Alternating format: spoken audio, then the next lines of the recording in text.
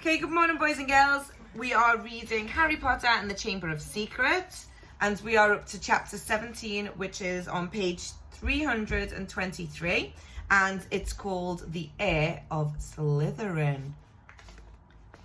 He was standing at the end of a very long, dimly lit chamber.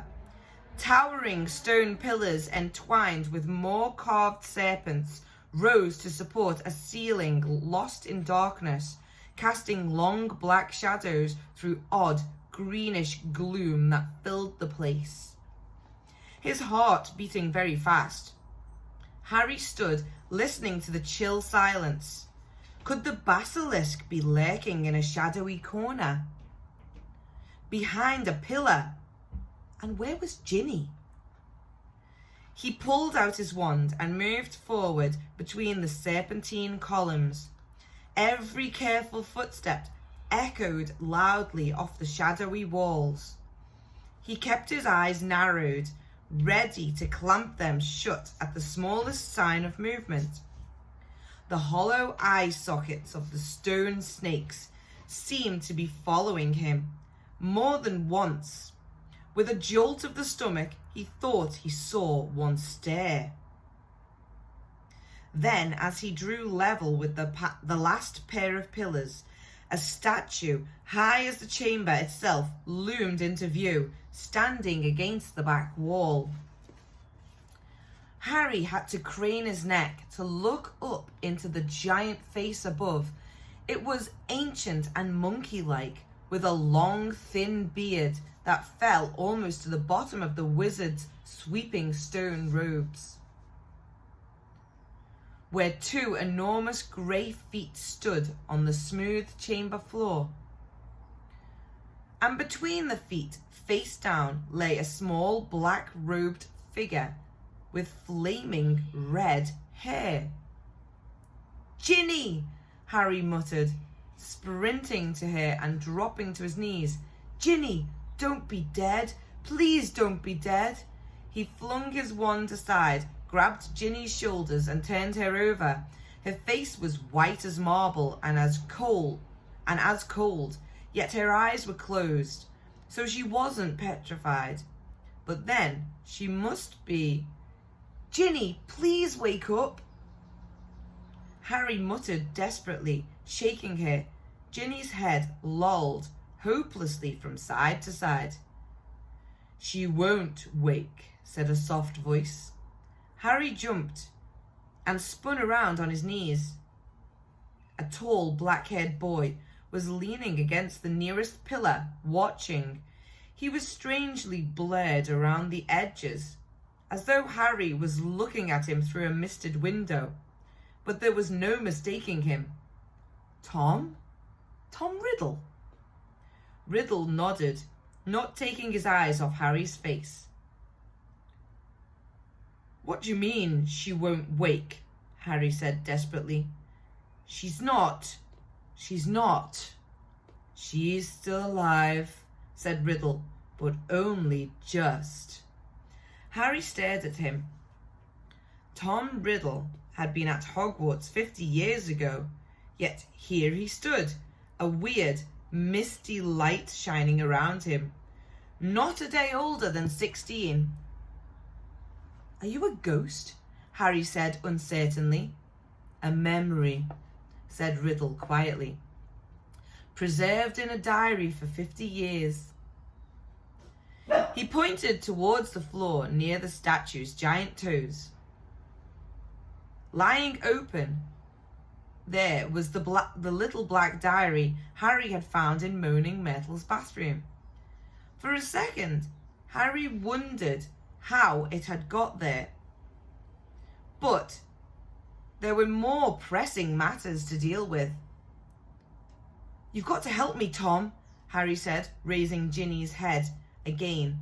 "We've got to get her out of here. There's a basilisk. I don't know where it is, but it could be along any moment. Please help me." Riddle didn't move. Harry, sweating, managed to hoist Ginny half off the floor and bent to pick up his wand again, but his wand had gone. "Did you see?" He looked up. Riddle was still watching him, twirling Harry's wand between his long fingers. "Thanks," said Harry, stretching out his hand for it. A smile curled the corners of Riddle's mouth. He continued to stare at Harry, twirling the wand idly. "Listen," said Harry urgently, his knees sagging with Ginny's dead weight. "We've got to go. If the basilisk comes—" "It won't come until it's called," said Riddle calmly. Harry lowered Ginny back onto the floor, unable to hold her up any longer. "What do you mean?" he said. "Look, give me my wand. I might need it." Riddle's smile broadened. "You won't be needing it," he said. Harry stared at him. "What do you mean, I won't be?" "I've waited a long time for this, Harry Potter," said Riddle. "For the chance to see you, to speak to you." "Look," said Harry, losing patience. I don't think you get it. We're in the Chamber of Secrets. We can talk later." "Oh, we're going to talk now," said Riddle, still smiling broadly, and he pocketed Harry's wand. Harry stared at him. There was something very funny going on here. "How did Jenny get like this?" he asked slowly.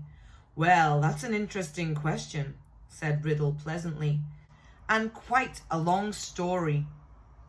I suppose the real reason Ginny Weasley's like this is because she opened her heart and spilled all her secrets to an invisible stranger." "What are you talking about?" said Harry. "The diary," said Riddle. "My diary. Little Ginny's been writing in it for months and months, telling me all her pitiful worries and woes, how her brothers teased her, how she had to come to school with second-hand robes and books, how—" Riddle's eyes glinted. "How she didn't think famous, good, great Harry Potter would ever like her." All the time she spoke, Riddle's eyes never left Harry's face. There was an almost hungry look in them. "It's very boring having to listen to the silly little troubles of an 11-year-old girl," he went on. "But I was patient. I wrote back. I was sympathetic. I was kind. Ginny simply loved me. No one's ever understood me like you, Tom. I'm so glad I've got this diary to confide in. It's like having a friend I can carry around in my pocket." Riddle laughed, a high, cold laugh that didn't suit him. It made the hairs stand up on the back of Harry's neck. "If I say it myself, Harry, I've always been able to charm the people I needed. So Ginny poured out her soul to me, and her soul happened to be exactly what I wanted. I grew stronger and stronger on a diet of her deepest fears, her darkest secrets. I grew powerful, far more powerful than little Miss Weasley. Powerful enough to start feeding Miss Weasley a few of my secrets, to start pouring a little of my soul back into her." "What do you mean?" said Harry, whose mouth had gone very dry.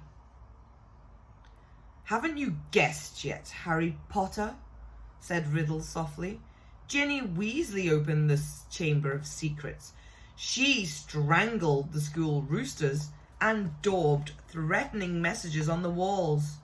She set the Serpent of Slytherin on 4 mudbloods and the Squib's cat."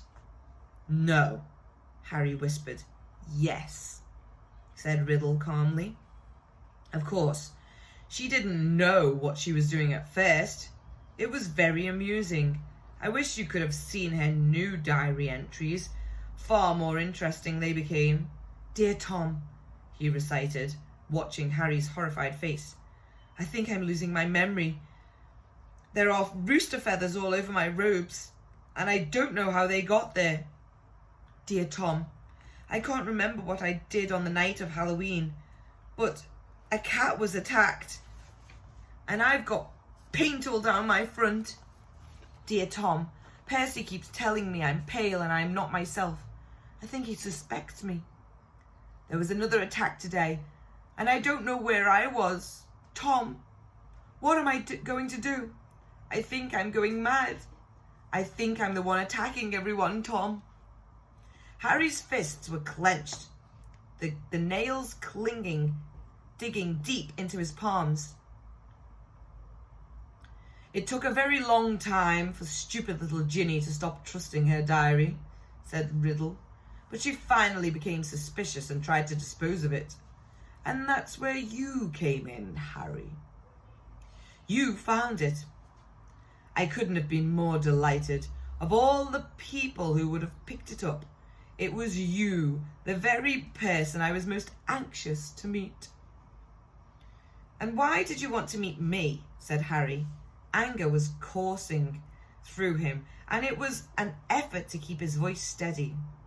Well, you see, Ginny told me all about you, Harry, said Riddle. Your whole fascinating history. His eyes roved over the lightning scar on Harry's forehead, and his expression grew hungrier. I knew I must find out more about you, talk to you, meet you if I could. So I decided to show you my famous capture of the great oaf Hagrid to gain your trust. Hagrid's my friend, said Harry, his voice now shaking. And you framed him, didn't you? I thought you made a mistake, but... Riddle laughed, and his high laugh again. It was my word against Hagrid's, Harry. Well, you can imagine how it looked to old Armando Dippet.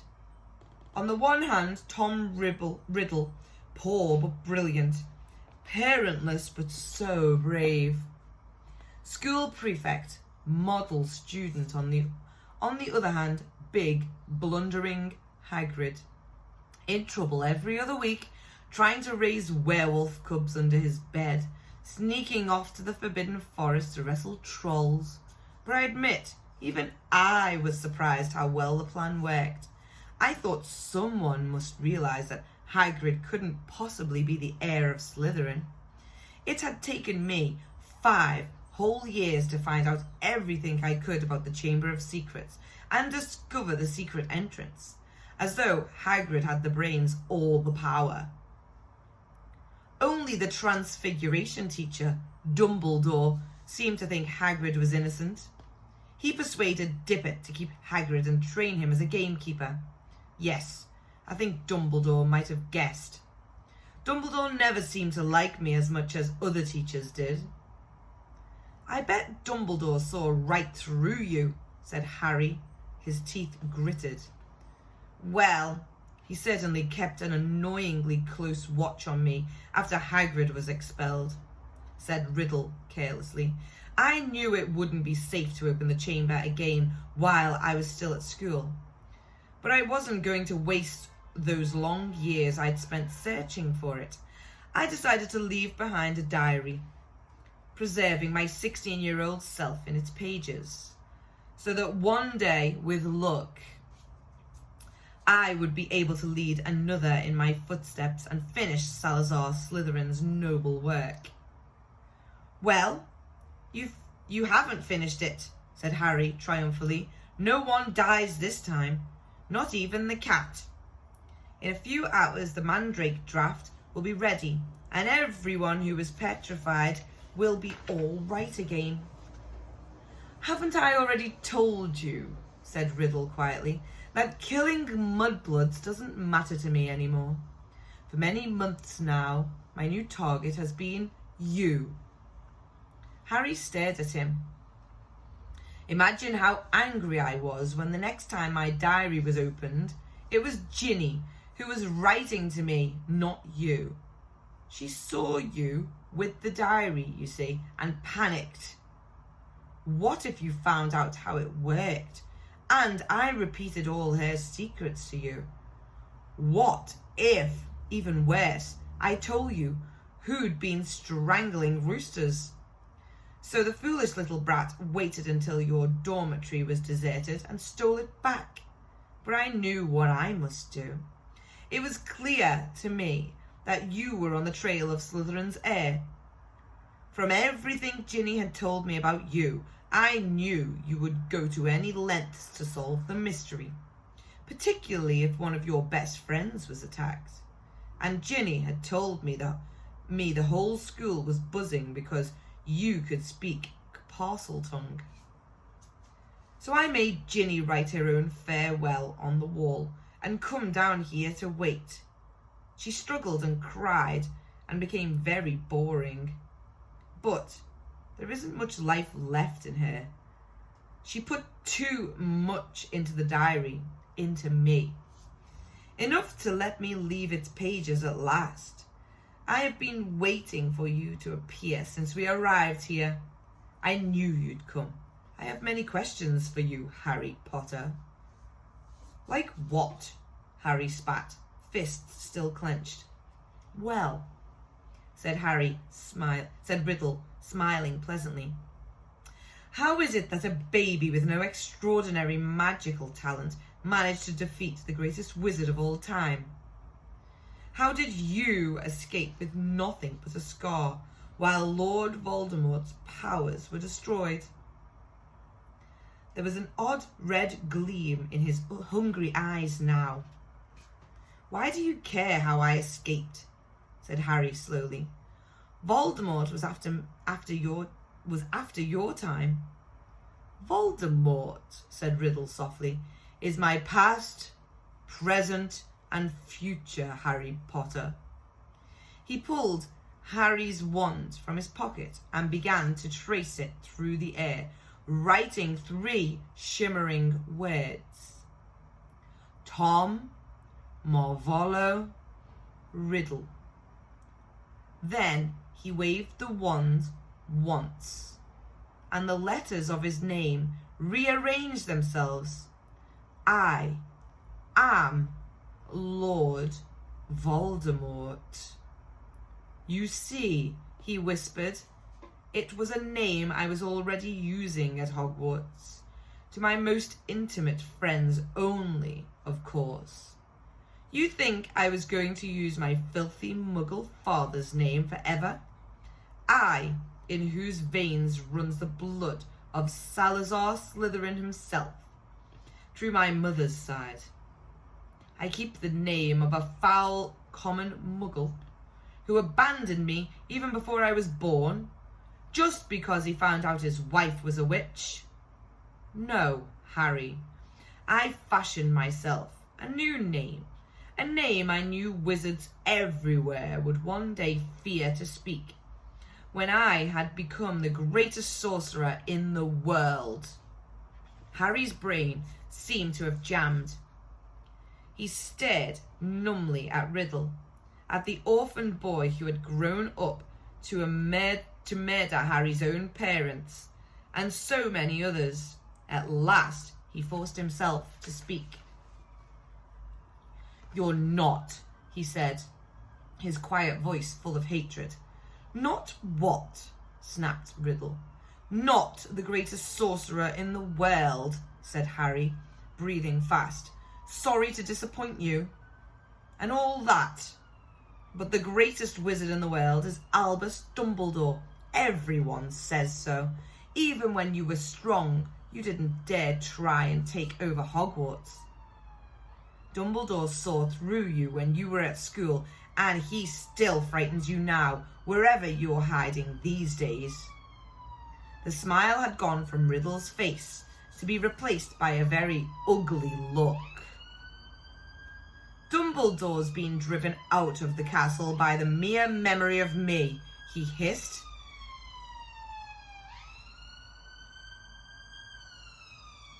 Sorry, I'm just waiting for the sirens to go. There we go. He's not as gone as you think, Harry retorted. He was speaking at random, wanting to scare Riddle, wishing rather than believing it was true. Riddle opened his mouth but froze. Music was coming from somewhere. Riddle whirled around to stare down the empty chamber. The music was growing louder. It was eerie, spine-tingling, unearthly. It lifted the hair on Harry's scalp and made his heart feel as though it was swelling to twice the normal size. Then, as the music reached such a pitch that Harry felt it vibrating inside his own ribs, flames erupted at the top of the nearest pillar. A crimson bird, the size of a swan, had appeared, piping its weird music to the vaulted ceiling. It had a glittering golden tail, as long as a peacock's, and gleaming golden talons, which were gripping a ragged bundle. And boys and girls, we are going to stop there at the end of page 332, and we will continue with this chapter tomorrow. Thank you for watching.